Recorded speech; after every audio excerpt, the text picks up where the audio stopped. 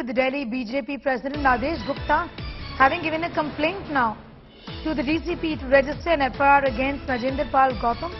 Delhi BJP sought registration of FIR under 6 sections of the Indian Penal Code against Delhi Chief Minister Arvind Kejriwal and the minister in question here. Registration of FIR sought under IPC 153A, 153B, 295A, 298, 505 and 506. BJP is accusing Arvind Kejriwal of conspiring with the minister for his speech in Ambedkar Bhavan in Delhi on the 5th of October event.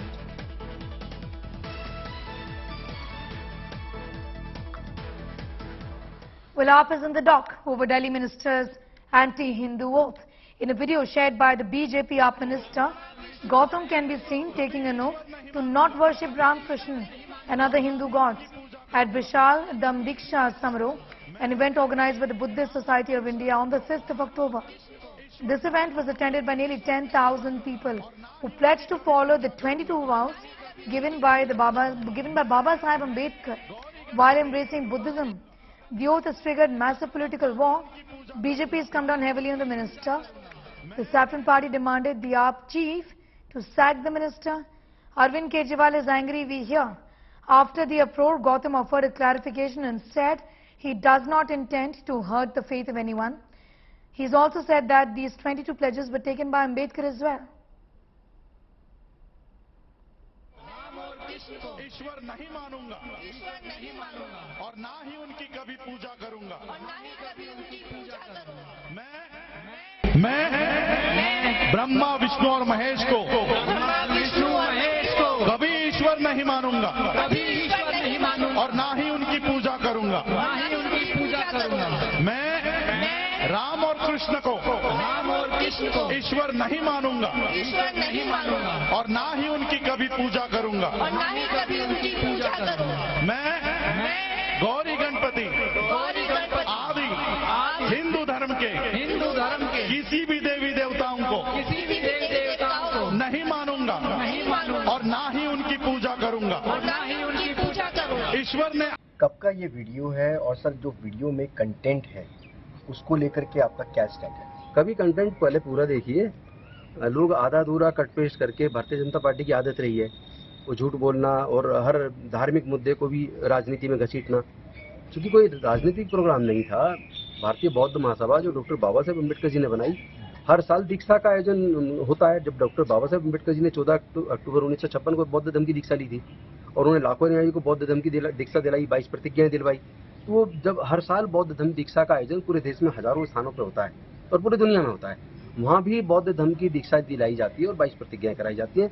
वो जो भी आरोप लगा रहे हैं एकदम झूठे हैं, एकदम झूठे। अरविंद केजरीवाल अगर वास्तव में अपने आप को सेकुलर मानते हैं, अगर वो वास्तव में अपने आप को धर्मनिरपेक्ष मानते हैं, कभी कभी तो वो कहते हैं हम तो मंदिर जाते हैं, हनुमान जी की पूजा करते हैं। ये कैसा ढोंग है अरविंद केजरीवाल जी? और अगर ये ढोंग नहीं है तो अरविंद केजरीवाल जी 24 घंटे के अंदर गौतम जी को बर्खास्त करिए। आप 24 घंटे के अंदर बर्खास्त करिए। हम तो कंप्लेंट देने जा रहे हैं उनके खिलाफ।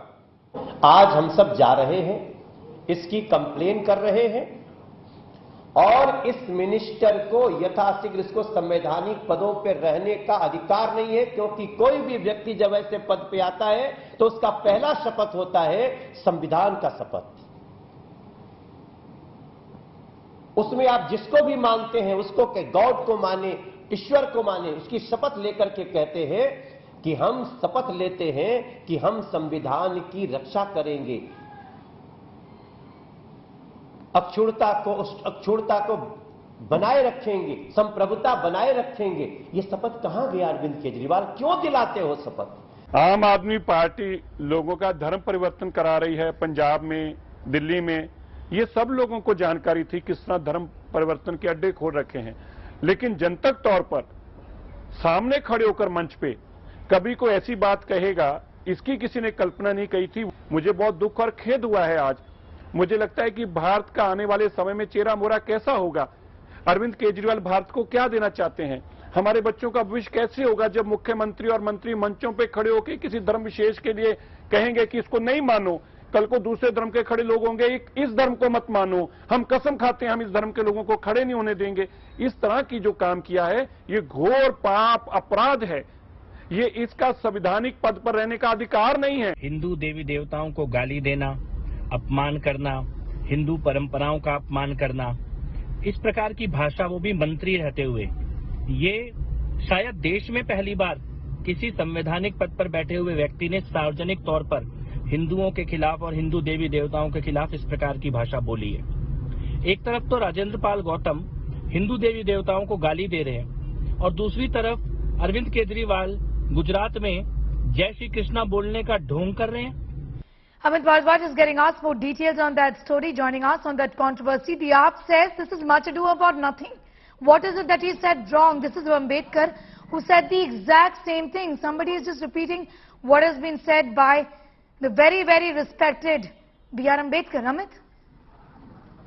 Well, Sneha, this is a big political controversy which is snowballing in the national capital, and we are getting you the latest visuals from Parliament Street police station where the Delhi BJP delegation has come. Right there in the visuals, what you are seeing is Delhi BJP Chief Adesh Gupta along with Harish Khurana.